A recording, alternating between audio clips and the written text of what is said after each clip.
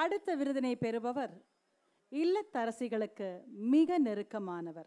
இவருக்கு தனி பரிச்சயமே தேவையில்லை. இவரை பார்த்தாலே உங்களுக்கு புரிந்திடும். யார் இவர்? தொகுப்பில் பார்க்கலாமா? 1957ஆம் ஆண்டு ஜூன் 29ஆம் தேதி சேலம் திரு பங்காரு செட்டி திருமதி ஸ்ரீமதி தம்பதியினருக்கு மகளாக பூத்த மல்லிகை இவர். இயற்பியல் மற்றும் கணக்கு பாடங்களில் மிகுந்த தேர்ச்சி பெற்று தான் ஒரு மருத்துவராக வேண்டும் என்று தந்தையிடம் கேட்டபொழுது, நீ திருமணம் செய்து கொண்டு சமைக்கத்தானே போகிறாய், அதற்கு எதற்கு மருத்துவ படிப்பு என கூற, மருத்துவ படிப்பிற்கு பதிலாக புகழ்பெற்ற சேலம் சாரதா மகளிர் கல்லூரியில் ஹோம் சயின்ஸ் பிரிவில் பட்டம் பெற்றார் இவர். அப்பொழுது இவரது தந்தைக்கு தெரியவில்லை, இவர் வெறும் வீட்டிற்கு அல்ல உலகிற்கே சமைத்து காட்டப் போகிறார். அந்த சமையல் கலைதான் இவரை உலகம் முழுவதும் பிரபல்யம் அடைய செய்ய போகிறது என்று.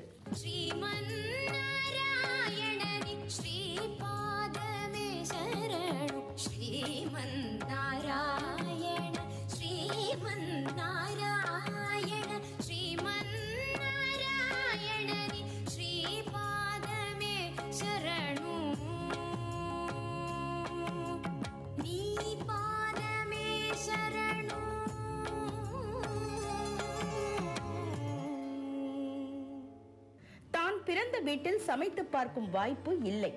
1977ஆம் ஆண்டு சென்னையை சேர்ந்த திரு பத்ரிநாத் அவர்களை மணமுடித்த பொழுதுதான் தானே சமைக்க வேண்டும் என்ற சூழல்.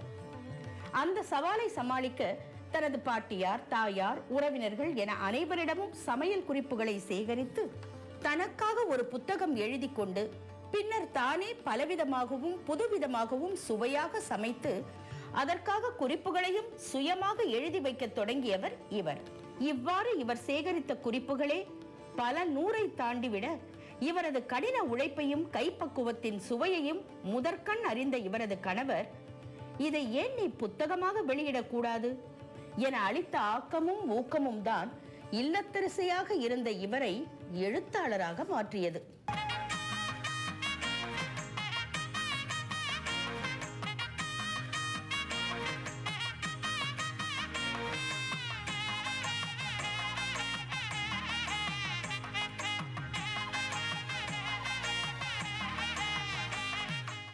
பிரதீப் என்டர்பிரைசஸ் என்ற பதிப்பகம் தொடங்கி 100 வெஜிடேரியன் கிரேவிஸ் என இவர் வெளியிட்ட முதல் புத்தகமே அமோக வரவேற்பை பெற்றது.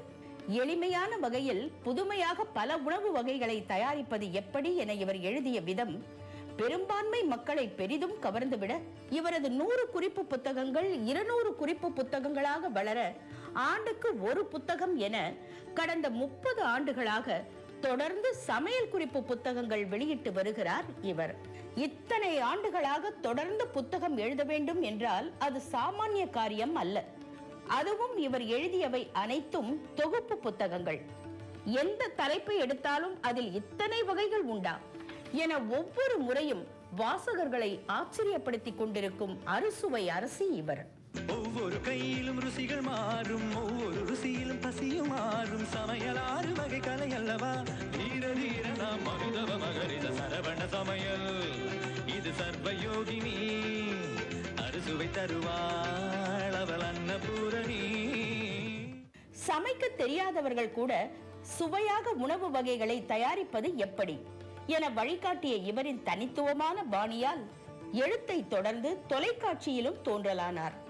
இவரின் இயல்பான நடையும் எடுத்துரைக்கும் விதமும் அனைவரையும் கவர உலகெங்கிலும் உள்ள தமிழ் மக்களின் இல்லங்களில் சமையல் என்றாலே மிகவும் பரிச்சயமான பெயராக மாறிவிட்ட மங்கை இவர். நம்ம கலந்து விட பார்த்தீங்கன்னா இப்படி திக்காயிடுச்சு, இப்படி ஓரத்தை விட்டு வர ஆரம்பிச்சிருச்சு. நம்ம வந்து கைக்கு ஒட்டாமல் இருக்கணும் இல்லையா, அதனால இன்னும் கொஞ்சம் நெய் சேர்த்துக்கிறேன். இது வந்து பசு நெய் தான் போடுறது. உணவை தயாரிப்பது எப்படி என மட்டும் கூறாமல் அதில் உள்ள பொருட்களை சேர்க்க காரணம், அதன் மருத்துவ நலன்கள், ஒரே உணவு வகையை மாற்றுப் பொருள் கொண்டு எப்படி சமைப்பது போன்று இவர் வழங்கும் குறிப்புகளின் மூலம் பல பெண்மணிகளுக்கு ஒரு மானசீக ஆசானாகவே மாறினார் என்றால் அது மிகையாகாது. தன் புத்தகங்களுக்காக பலவித புது முயற்சிகளை எடுத்ததோடு 1999ஆம் ஆண்டு மல்லிகா ஹோம் ப்ராடக்ட்ஸ் எனும் நிறுவனத்தை தொடங்கி சமையலுக்கு இன்றியமையாத மசாலாக்கள், ரெடிமிக்ஸ் பவுடர்கள் என தயாரித்து தொழில் முனைவராகவும் உருவெடுத்தவர் இவர். அத்துடன் இவரது பணி நின்றுவிட்டது என்று நினைத்தோமானால் அதுவும் இல்லை. குங்குமம், குமுதம், மங்கையர் மலர், சிநேகிதி, கோகுலம் கதிர் போன்ற பிரபல வார இதழ்களிலும் தொடர்ந்து எழுதி வருகிறார் இவர். பல சமையல் போட்டிகளில் நடுவராக பங்கு பெறுவது, செய்முறை விளக்க நிகழ்ச்சிகளை நடத்துவது, பெண்களுக்கு குறிப்பாக மாணவிகளுக்கு ஊக்க உரை அளிப்பது, உணவு உற்பத்தி நிறுவனங்களுக்கு ஆலோசனைகள் வழங்குவது, உணவுப் பொருள் விளம்பரங்களில் தோன்றுவது என பம்பரமாக சுழன்று வருகிறார் இவர். சிறு குழந்தைகளுக்கு முதலில் வழங்கும் உணவு வகைகள் முதல் சிறுதானிய உணவுகள் வரை பல்வேறு தலைப்புகளில் சமையல் குறிப்புகள் வழங்கும் அதீத திறன் கொண்ட இவர் இன்றைய தலைமுறையினருக்கு ஏற்றவாறு ட்விட்டர், இன்ஸ்டாகிராம், யூடியூப், வெபினார் என சமையல் நிகழ்ச்சிகளை வழங்கி தன் கலையை அனைத்து இல்லங்களில் மட்டுமல்ல அனைவரது உள்ளங்கையிலும் கொண்டு சேர்த்து வருகிறார். பாரம்பரிய பலகாரங்கள் முதல் கேக் வகைகள் வரை பலவிதமான உணவு வகைகளை செய்வதில் வல்லுநரான இவரின் திறனை பாராட்டி 1998ஆம் ஆண்டு பிரியதர்ஷினி விருது, தமிழ்நாடு ஆரிய வைசிய மகிழா சபா வழங்கிய மகிழா ரத்னா விருது, தென்னிந்திய சமையல் கலைஞர்கள் சங்கம் வழங்கிய அறுசுவை ஞான கலாமணி விருது, கால் சென்னை அமைப்பு வழங்கிய ஆச்சாரியா விருது, இன்டர்நேஷனல் லயன்ஸ் கிளப் வழங்கிய அறுசுவை அரசி விருது, மயிலாப்பூர் அகாடமி வழங்கிய சிறந்த சமையல் நிகழ்ச்சி தொகுப்பாளர் விருது, குங்குமம் வார இதழ் வழங்கிய நல மகாராணி விருது, ரோட்டரி கிளப் வழங்கிய ப்ரொஃபஷனல் எக்ஸலன்ஸ் அவார்டு என பல விருதுகளை பெற்றவர்தான். ஏறத்தாழ 4000 உணவு வகைகளுக்கான குறிப்புகளை வழங்கிய எழுத்தாளர், சமையல் கலை வல்லுனர், தொழில் முனைவர், உணவுக்கலை ஆசான், அறுசுவை அரசி, நல மகாராணி திருமதி மல்லிகா பத்ரிநாத் அவர்கள்.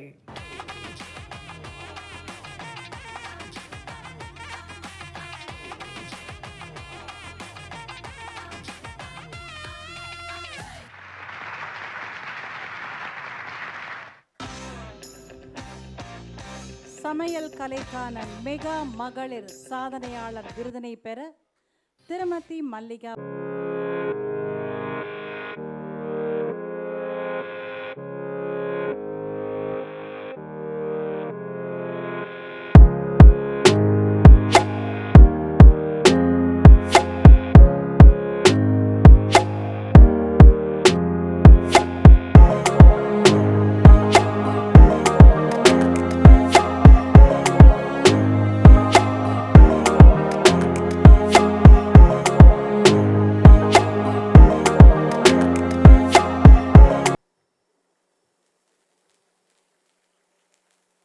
Thank you so மச்மா. தேங்க்யூம்மா.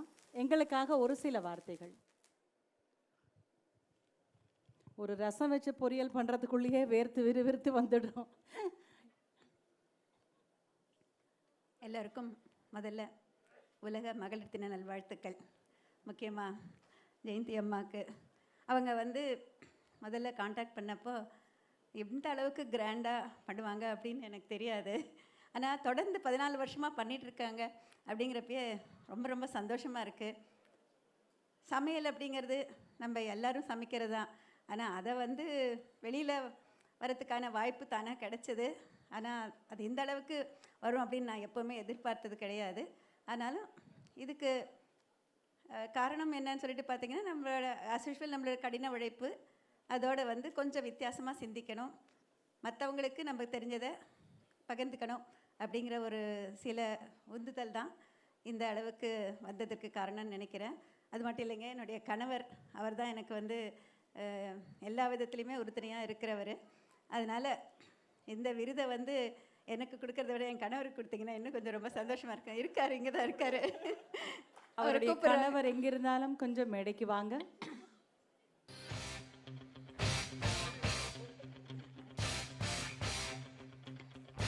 எப்போ எங்கே போனாலும் ஒரே ஒரு விஷயம் மட்டும் சொல்லுவேன், நான் ஜீரோனா பக்கத்தில் இருக்கிற நம்பர் மாதிரி அவர். எத்தனை ஜீரோ போட்டாலும் ஜீரோக்கு வேல்யூ கிடையாது, பக்கத்தில் இருக்கிற நம்பர் இருந்தால் தான் அதுக்கு ஒரு வேல்யூவே. என்னை பொதுவாக எல்லோரும் கேட்பாங்க, உன் கணவர் என்ன பாராட்டுவாரா அப்படின்னு சொல்லிட்டு. அப்படி இல்லை, அவர் வந்து பாராட்டினதே கிடையாது. ஆனால் எப்போதுமே வந்து அவர் வந்து அதில் இருக்கிற சின்ன சின்ன தவறுகள் என்னன்னு சொல்லிட்டு சுட்டி காட்டுறதுல நம்பர் 1. எப்போதுமே நம்ம தவறை யார் எதிர்த்து சொல்கிறாங்களோ, எது எடுத்து சொல்கிறாங்களோ அவங்க தான் நம்மளுடைய வெல்விஷர். அதனால் வந்து எனக்கு வந்து இந்த அளவுக்கு ஒரு சுதந்திரம் கொடுத்து வெளியில் எல்லா இடத்துலையும் அனுப்பி அதாவது நாங்கள் மசாலா பவுடர் கம்பெனி நடத்துகிறோம், ப்ளஸ் வந்து புஸ்தகம் பிஸ்னஸ், அவருடைய ஆடிட்டிங் தொழிலையே வந்து அவர் குறைச்சிக்கிட்டு இந்த பக்கம் வந்து என்னுடைய சமையல் புத்தகங்கள் பிஸ்னஸ் டெவலப் ஆன பிறகு, மசாலா பவுடர் கம்பெனி ஆரம்பித்த பிறகு முழுமையாக அவருடைய தொழிலையே அப்படியே மாற்றிக்கிட்டவர் அவர். அதனால் அவரை இங்கே அறிமுகப்படுத்தல் ரொம்ப ரொம்ப சந்தோஷம். தேங்க்யூம்மா, thank you so much. Thank you sir.